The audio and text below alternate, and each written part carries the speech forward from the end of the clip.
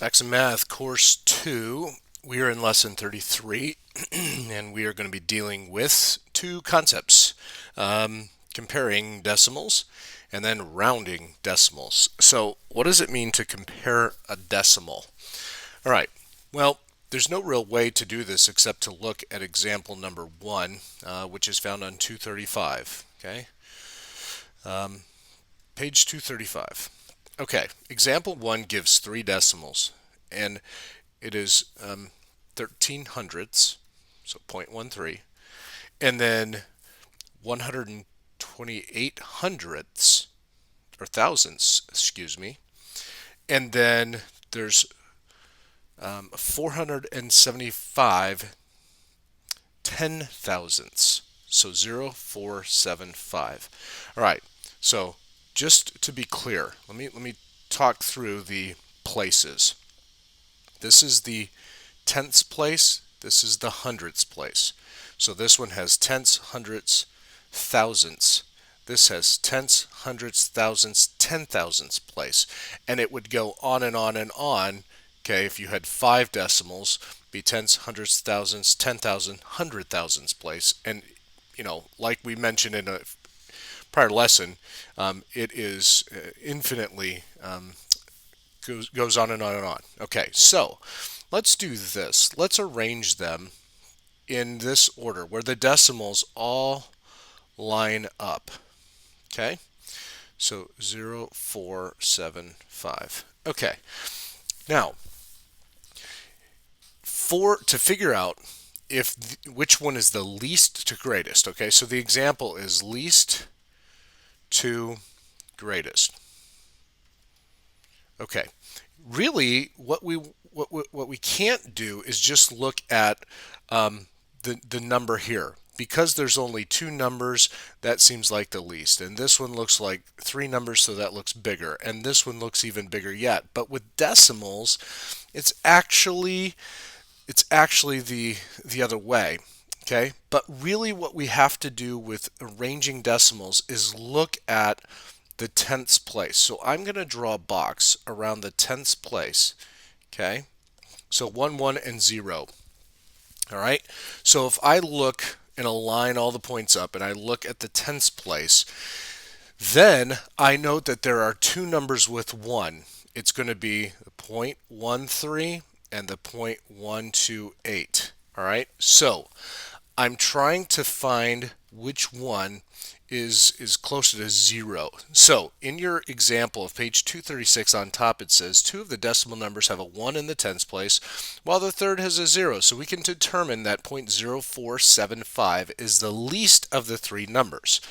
Okay, so this number right here is the smallest. So let's put that in order, 0.475. Okay, so we need a number here and we need a number here. All right. How do we figure out the others? Okay, so we have to now look at the hundredths place. So let me draw a box around the hundredths place. Kind of hard to see with this green, but it's the second number. So we have a 3, a 2, and a 4. Well, we already know that this one is done. So we're looking at these two, between the 3 and the 4. Okay, so we note that the 2 is smaller than the 3. That means that this number comes second. Okay, so it's going to be 0.128, which means that the 0.13 is actually the biggest number here. Think of it this way. This number is closer to 1 than each of these numbers. So you can think of it that way, 0.13. 0.128 is a smaller number, and 0.0475 is a really, really small number. Okay? Look at example 2.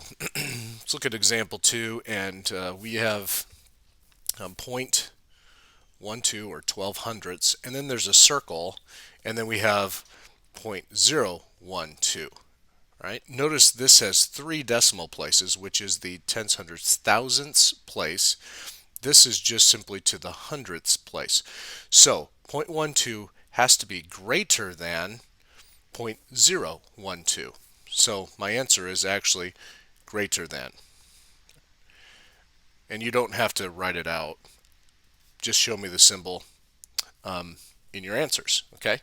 Same thing with example 3. All right, example 3, we have 0.4 or 4 tenths, and then we have 0.400. What do those zeros mean? Absolutely nothing. It's just to throw you off. So 0.4 is equal to 0.4. The answer is equals. Okay, so those are the kinds of problems that you're going to get.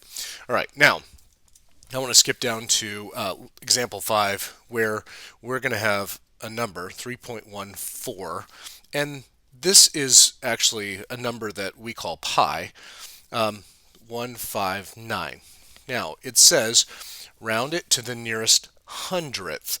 Okay, I'm going to underline the hundredth place. There's the hundredths. Okay, now in order to round, I have to figure out what the next number is. If it is less than 5, I keep this number. If it is more than 5, I round this number up to the next one. Okay, so because that's not the case, we don't see that as the case. We see this as 1, so the rounded number is just going to stay 3.14 because this 1 isn't closer to making this 5. Okay, let me give you another example, okay, just for the fun of it. Round 1.29 to the nearest tenths place. What's the tenths place? Well, it's the first place. Okay, this number is 9, which means it makes this number closer to 3 than it does 2. So my answer of the rounded number is going to be 1.3. Does that make sense? So I looked at this number here and I made the adjustment to whatever place I am rounding to, which it happens to be the 10th place, in order to do that. Okay. Example 6 in your lesson. Let's go to that one. Okay. Example 6 gives a number which is ridiculous. 4,396.4315. And it says round to the nearest hundred. Now you have to be careful. There's a difference between hundred and hundredths. D-T-H-S. Hundredths is a decimal. This asked hundred. So in this one, we're going to look at this number. Well, notice this. The 9 is larger than 5, which means this number is going to go up to 4. So we're going to round it and say 4,400, and then all the rest of these numbers just go to 0. So 4,400 would be our answer. And you're going to notice that in your example.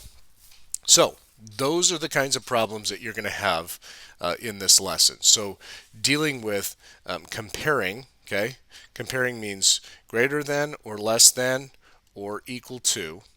And then rounding, which means to whatever decimal place. So if we're going to round to the hundredths place and we have 2, 2, 2, 2, tenths hundredths place, well, since this is a 2, it doesn't move that one, so it's just 0.22, and we have our answer.